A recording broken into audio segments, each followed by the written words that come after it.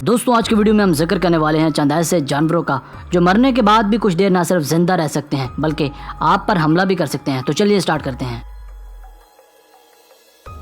Number 5 Honey बीज। वैसे तो किसी भी जानदार को अगर 2 हिस्सों में काट दिया जाए तो वो मर जाता है। बज़ाहिरन ऐसी सूरत हाल शहद की मक्खियों के साथ भी होगी, मगर हैरत अंगेज तौर पर और अल्लाह की कुदरत से एक शहद की मक्खी मर जाने के बाद भी आपको डंग मारकर नुकसान पहुंचा सकती है। मगर यहाँ एक बात काबिल जिक्र है कि ये मरने के बाद खुद ब खुद आपके पास डंग मारने नहीं आती। अगर आप खुद इसके पास जाएंगे तो यकीनन ये आपको काट लेगी। इनका डंग मरने के कुछ देर बाद तक एक्टिव रहता है और ये बासानी इंतकामी कार्रवाई करते हुए जहर आपके जिस्म में मुंतकिल कर सकती हैं, जिससे ये साबित होता है कि मर जाने के बाद भी शहद की मक्खियों का कुछ हिस्सा काम करता रहता है। Number 4 frogs. दोस्तों फ्रॉग्स यानी मेंढकों में भी ऐसी माफूकुल फितरत क्वालिटी पाई जाती है कि ये मरने के बाद भी कुछ देर तक जिंदा रह पाते हैं। यानी इनका सर भी अगर धड़ से अलग कर दिया जाए तो ये कुछ अरसे तक जिंदा रह सकते हैं। जब फिर इनका दिमाग भी निकाल दिया जाए तो फिर भी इनके जिस्म में कुछ वक्त के लिए जान बाकी रह जाती है।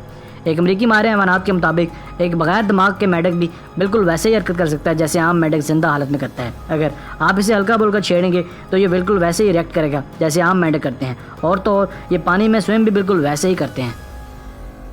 Number 3 cockroach. नाजरीन लाल बेग का नाम इस लिस्ट में देखकर यकीनन आप चौंक गए होंगे, जहां हम आपको बताते चले कि यह अदना सा कीड़ा इतनी मजबूत जिसामत रखता है कि न्यूक्लियर रिएक्शन भी इसे कोई नुकसान नहीं पहुंचा सकता। मजीद बरा यह बिना सर और टांगों के 1 हफ्ते तक जिंदा रह सकते हैं। ऐसा इसलिए क्योंकि कॉकरोच में ओपन सर्कुलेटरी सिस्टम होता है, जिससे कॉकरोच में ब्लड का प्रेशर नहीं बनता। सर या पाँव कट जाने की सूरत में इनका जख्म खुद ब खुद बाहर निकल आना शुरू हो जाता है और ये बाकायदा सर्वाइव करते रहते हैं, क्योंकि इनकी बॉडी में इंसानी जिस्म के बरअक्स स्प्रैकल्स यानी छोटे छोटे सुराख पाए जाते हैं जिनसे ये सांस लेते हैं। यही वजह है कि जिस्म के कुछ हिस्से कट जाने के बावजूद भी किसी न किसी तरह सांस लेते रहते हैं। Number 2 snacks.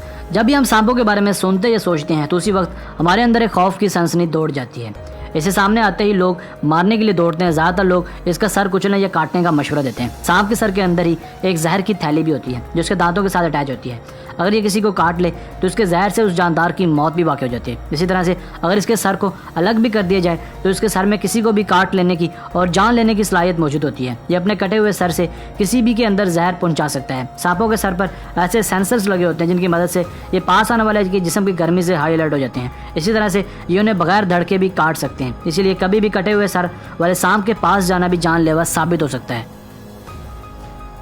नंबर 1 हंस। अमूमन मुर्गे को हलाल करने के लिए उसकी गर्दन काटी जाती है और तकबीर पढ़कर उसका गोश्त हासिल किया जाता है। मगर क्या आप तसव्वुर करेंगे कि मुर्गे सर कट जाने के बाद भी 18 महीनों तक जिंदा रह सकते हैं? चूँकि इनका असाबी निज़ाम इंसानों से मुकम्मल मुख्तलिफ होता है, इसलिए इनमें होने वाले बेसिक प्रोसेस को इनका दिमाग कंट्रोल नहीं करता, बल्कि इनकी बॉडी में पाई जाने वाली ब्रेन स्टेम इन सबको कंट्रोल करती है। इसीलिए कई बार गर्दन कट जाने के बाद भी इनकी ब्रेन स्टेम बिल्कुल बेखबर रहती है। इसलिए ये पहले की तरह अपनी बॉडी को मूव करते रहते हैं। कहा जाता है कि 1940 की दहाई में अमेरिका के अंदर एक ऐसा ही मुर्गा पाया गया जिसकी गर्दन किसी वजह से कट गई थी। इस चिकन का नाम माइक था, जो कि 18 महीने तक बगैर गर्दन के जिंदा रहा।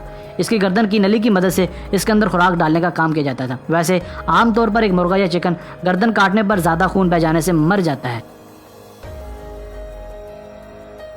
वीडियो को लाइक करना मत भूलिएगा। ऐसी इंटरेस्टिंग वीडियोस देखने के लिए इस चैनल को सब्सक्राइब कर लें और बेल आइकन पर भी प्रेस कर दें ताकि इस चैनल की नोटिफिकेशंस आपको वक्त पर मिलते रहें। अपना बहुत ज़्यादा ख्याल रखें। अल्लाह हाफ़िज़।